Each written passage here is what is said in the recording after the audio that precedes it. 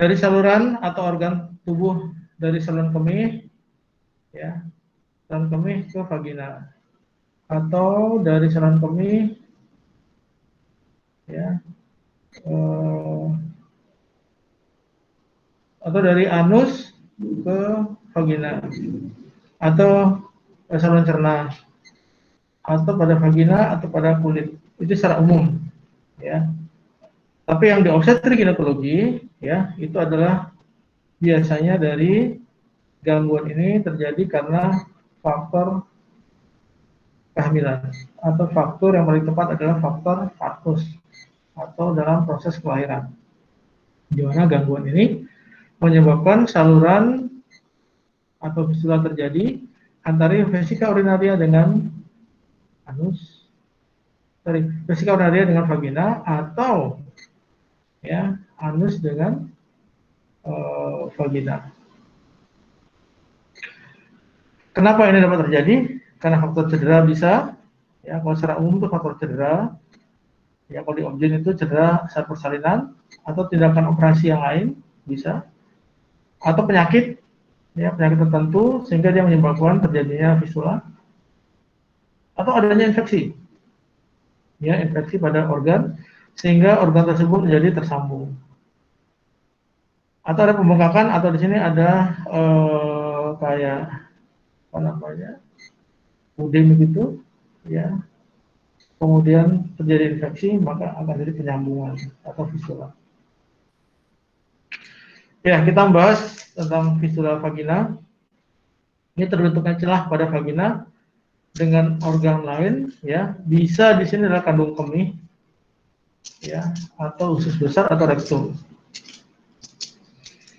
Nah, akibatnya apa? Karena dia tersambung dari dua organ yang berbeda.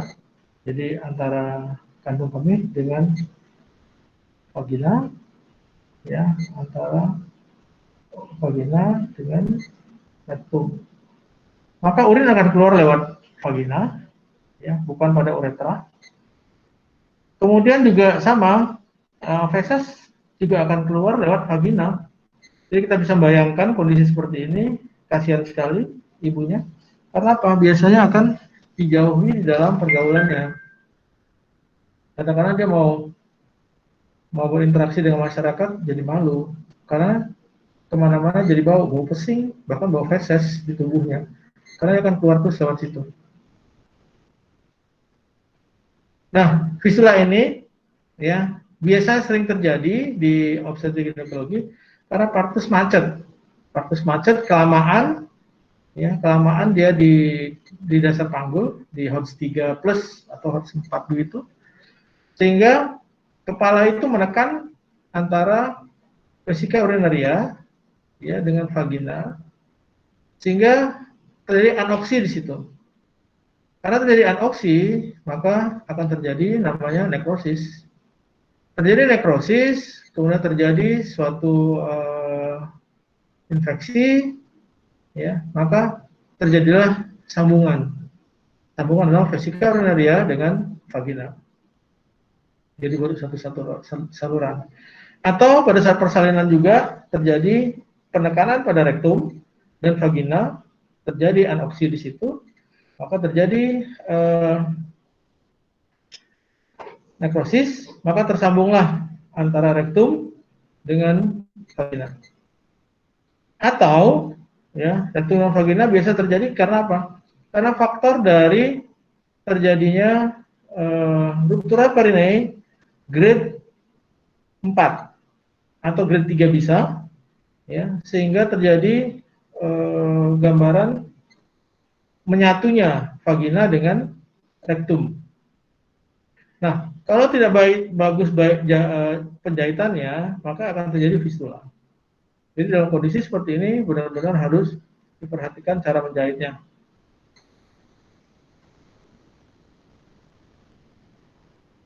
Ya, kemudian fistula vagina juga dapat terjadi karena efek cedera, saya katakan tadi, cedera saat persalinan, efek operasi bisa jadi, ya, karena ruptura perineum totalis, infeksi, ya, atau efek samping terapi radiasi, biasanya pada orang-orang yang dengan cancer, ya, biasa dilakukan radiasi. Kemudian pada penyakit yang lain, misalnya pada radang usus atau divertikulitis, kemudian robekan pada perineum yang parah pada persalinan grade 4, ya, atau grade-nya grade 1 atau grade 2, tapi terjadi infeksi pada episiotomi, sehingga terjadilah fistula.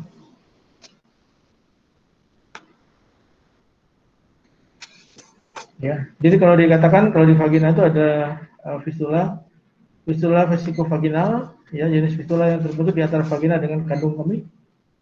Kemudian fistula uretrovaginal adalah fistula yang terbentuk antara vagina dengan ureter, jadi di saluran kencing. Kemudian fistula dengan utrovaginal, ini adalah fistula terbentuk karena saluran uretra, jadi saluran kencing bagian luar, ya. Atau juga fistula vagina juga bisa terbentuk di antara usus besar atau usus kecil dengan vagina. Biasanya proses operasi ini saya, ya, misal pada hysterectomy.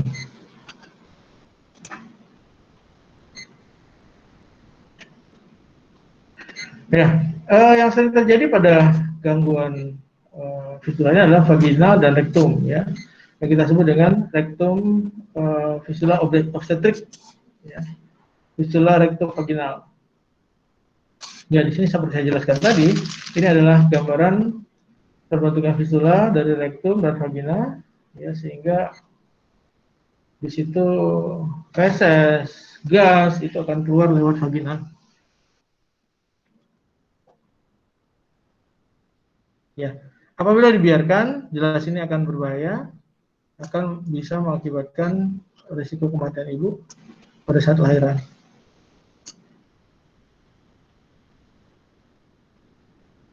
Ya, juga fistula pada vagina ini bisa ada rektum, bisa berbagai macam penyebab. Cedera saat melahirkan yang saya jelaskan tadi, robekan atau ruptur perineum yang grade 4, ya, yang parah banget, partus macet, partus lama, ya, atau bisa pada abses anus, ya, atau cancer vagina bisa nembus ke vesicourenaria. Kemudian cancer anus, ya, bisa juga radang utus atau penyakit kronis ini. Kemudian efek samping radiasi terapi di panggul, ya, atau juga riwayat operasi di daerah panggul atau vagina atau anus, sehingga bisa terjadi terbentuk fistul. Jadi fistul ini biasanya dibiarkan dulu selama 3 bulan. Kalau selama 3 bulan dia kembali normal, alhamdulillah dia tertutup dengan sendirinya. Tapi selama 3 bulan dia tidak tertutup dengan sendirinya, maka harus dilakukan operasi untuk penutupan fistula. Tidak gampang untuk fistula karena biasanya akan terus kambuh lagi, dan kambuh lagi. Ya, ini adalah gambaran terbentuknya fistula karena apa? Karena faktor episiotomi, ya, terjadi ruptur perineum totalis. Jadi di sini ada di vagina, ya, dengan rektum itu menjadi satu. Maka dibutuhkan penjahitan yang benar, ya. Dijahit dulu nih, ya. Pertama kali yang harus dilakukan di sini adalah penjahitan di mukosa vagina dan mukosa dari rektum. Itu dijahit dulu, kemudian lapisan kedua dijahit lagi, ya. Kemudian ada lapisan ketiga dijahit sehingga akan terbentuk seperti ini, ya. Nah, dia akan terpisah dengan sendirinya. Tapi ini tetap masih ada hubungan yang disebut dengan fistel nanti kalau misalnya terjadi fistel. Kalau jahitan bagus, insya Allah tidak masalah. Ya, ini adalah fistula dari rektum ke vagina. Ya, kalau jahitan tadi jelek, ya, jahitan tadi ada gangguan pada ruptur perineum totalis, jahitan yang bagus, maka ini terbentuk fistula saluran. Ya, ini adalah rektum, ini adalah vagina. Ya, terbentuklah fistula di sini. Nah, seperti saya katakan tadi, fistula dapat menutup dengan sendirinya tanpa ada pengobatan apapun selama 3 bulan. Lebih dari 3 bulan maka harus ditangani dengan operasi.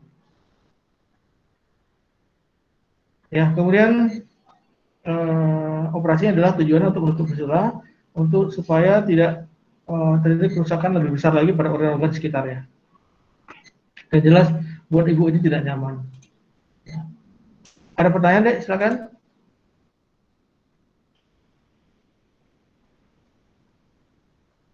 Tidak ada.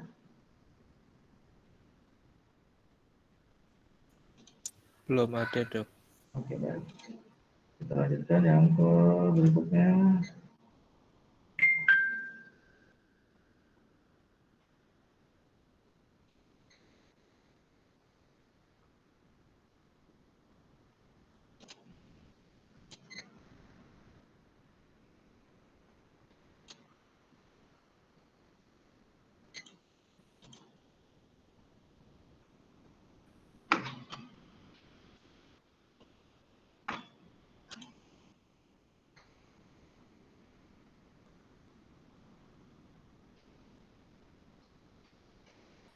Ya, berikutnya adalah prolaps vagina. Ya, prolaps vagina ini adalah kelainan pada wanita di mana kandung kemih atau uterus atau usus turun di dalam vagina. Ya, ada beberapa macam di sini. Kondisi ini menyebabkan gejala sensasi yang tidak nyaman pada ibu, jadi benjolan di vagina, rasa sembelit, kemudian kesulitan dalam memasukkan usus pada saat BAB, kemudian kandung kemih juga kesulitan, dan yang terakhir adalah biasanya gangguan pada hubungan seksual. Nah, kenapa terjadi prolaps vaginal? Ketika otot-otot yang menopang organ-organ di panggul itu melemah. Biasanya faktor di sini adalah faktor pasca melahirkan, yang kesulitan dalam pasca melahirkan, atau melahirkan yang sudah berkali-kali, ya. Dan terakhir adalah karena memang faktor usia. Jadi kelemahan ini dia menjadi sehingga tertimbun itu atau menumpuk di vagina, ya, sehingga tidak nyaman di vagina.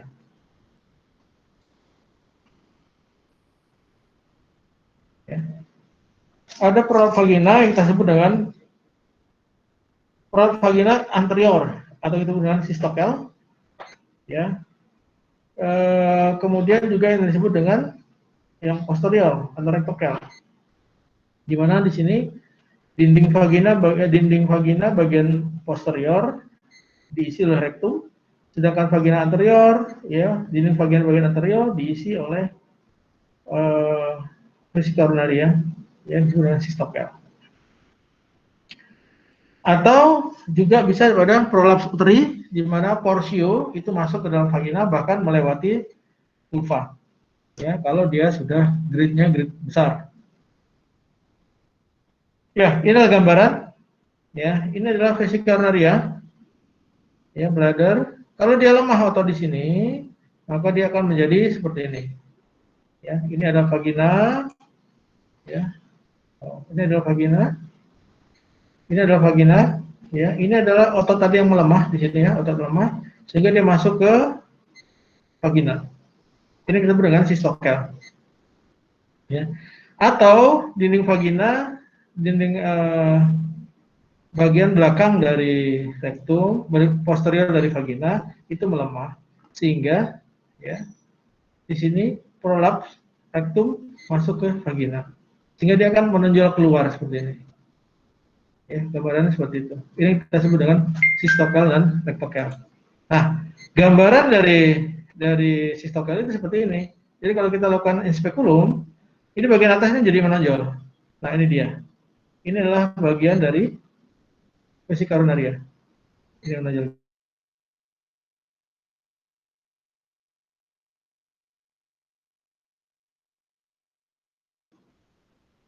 Nah, kalau ini adalah gambaran prolaps uterus. Di sini ada grade-nya. Jadi di mana uterus ini menjadi turun ke bawah, ya, karena penyangga, ya, di sini melemah sehingga dia turun ke bawah, maka jadi prolapsus uteri. Nah, kalau ini sudah luar biasa, udah grade 4, ya, di mana bagian dari uterus sudah di luar dari vagina. Kalau ini vagina, ya, ini vagina, ini udah turun ke bawah sekali. Ya, seperti ini. Ya, faktor risiko pertama adalah kelahiran besar, ya seperti gemeli bisa, atau patus lama atau bayi besar. Ya, di sini menyebabkan otot-otot vagina di sekitarnya, otot-otot terus di sekitarnya itu menjadi lemah. Ya. Nah, kemudian merenggangnya otot-otot dari dasar panggul karena kelemahan vagina, ya, atau pada saat menopause. Pada menopause itu akhirnya semuanya menjadi longgar, ya, karena akibat dari kelelahan atau kelemahan dari otot-otot si panggul. Nah, jadi dikatakan di sini usia adalah ya secara umum itu melemahkan otot-otot sekitar panggul sehingga penyangga atau penggantung dari organ-organ tersebut menjadi lemah. Berikutnya adalah faktor obesitas. Ya, di mana obesitas ini juga sama, ya, dia mengakibatkan melebihi ya kemampuan yang dimiliki sehingga bagian-bagian tersebut menjadi turun. Ya, kalau gejala masih sangat ringan, biasanya belum ada yang dirasakan oleh seorang wanita. Nah, baru dirasakan apabila corolla puteri ya sudah semakin lama, semakin berat dan semakin turun. Maka akan timbullah gejala-gejala perasaan tidak nyaman, perasaan penuh di vagina, benjolan di pintu vagina, baik itu rektokel maupun sistokel. Kemudian dari panggul seperti tertekan, jelas karena ada penurunan dari organ-organ. Kemudian perasaan mengganjal saat duduk, ya sensasi yang tidak nyaman di sini. Kemudian nyeri punggung, ya saat berbaring maupun saat berjalan. Kemudian sering BAK, ya sulit BAB. Kemudian risiko infeksi saluran kemih lebih tinggi karena biasa urin yang keluar itu sangat minimalis. Kemudian kelemahan dari otot-otot sphincter, ya jadi saat berbatuk atau bersin atau olahraga maka urin akan keluar secara tidak sengaja atau tanpa disadari. Kemudian rasa sakit saat berhubungan seksual, ya. Ya, untuk mencegah corolla puteri, ya maka kita pelajari penyebabnya apa. Ya, yang paling sering adalah tekanan, ya, tekanan atau tegangan intraabdomen itu mampu membuat corolla semakin besar. Jadi seperti kita melakukan BAB, ya, karena fesesnya keras sehingga pengedanan yang luar biasa sehingga akan menyebabkan kita di prolaps, ya. Kemudian dengan penurunan berat badan, diet, ya, itu juga sama sehingga terjadi mengurangi tekanan.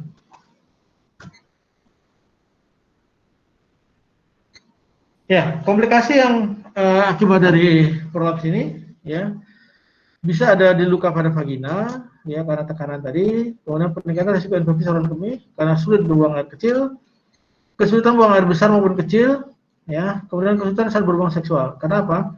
Vagina penuh dengan organ-organ tersebut tadi. Nah, kita bisa evaluasi dengan apa? Bisa dengan kita lakukan bimanual, pemeriksaan dalam secara manual. Kemudian bisa dibantu dengan USG, kita lihat bagian-bagian mana yang turun, atau dengan MRI, atau bahkan dengan CT scan. Kita bisa lihat perut dan panggul keseluruhan. Kemudian penanganan pasti jelas tidak bisa dengan obat-obatan. Ini dilakukan dengan teknik operasi, ya, diperbaiki, ya, dengan teknik kolporafi anterior atau kolporafi posterior, di mana di sini akan menekan atau membuat bendungan, ya, membuat bendungan buat tekanan di rektokel dan sistokel sehingga dia naik ke atas. Ya, dikatakan adalah kolporafi anterior atau kolporafi posterior, ya, untuk mengencangkan dinding depan vagina, itu yang anterior. Kalau yang posterior mengencangkan dinding belakang vagina. Ya, juga bisa dilakukan dengan laparoskopi di sini.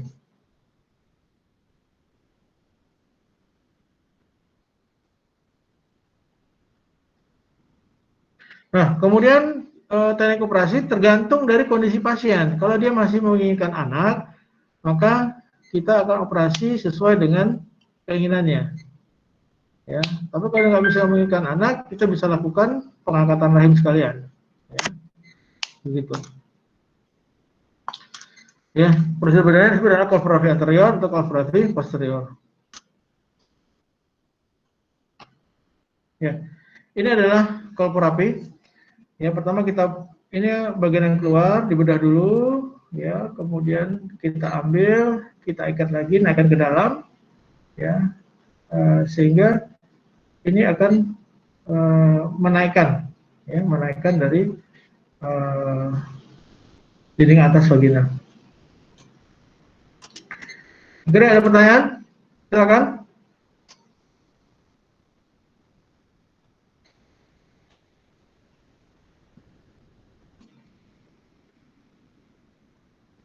Kalau tidak ada pertanyaan, saya akan akhiri. Selamat ujian. Tanggal 4 ya ujian ya?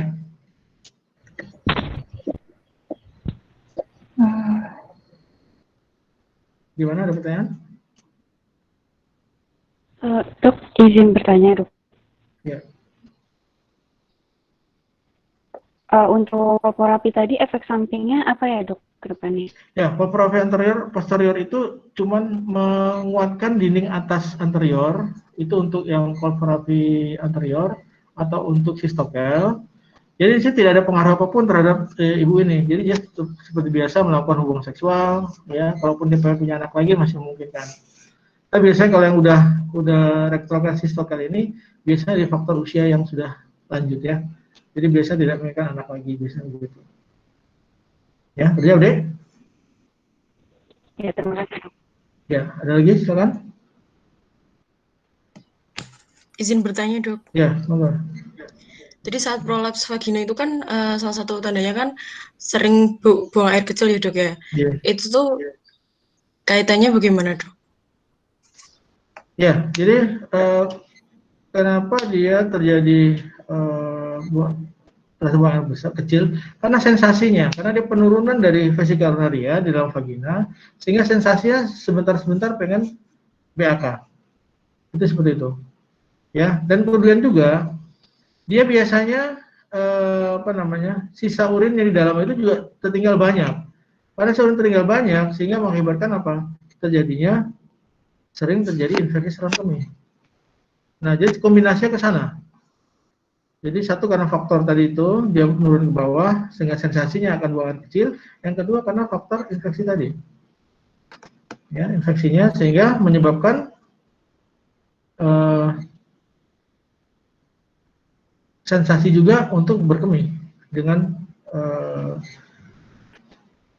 infeksi tersebut. Ya, terjawab? Ada lagi pertanyaan, silakan.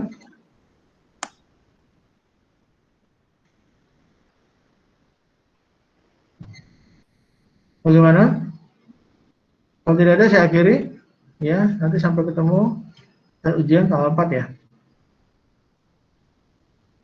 Iya, dokter. Oke, baik. Sekarang demikian ya. Terima kasih. Assalamualaikum warahmatullahi wabarakatuh. Waalaikumsalam. Waalaikumsalam Warahmatullahi wabarakatuh. Terima kasih, dokter. Terima kasih, Dok. Terima kasih dokter.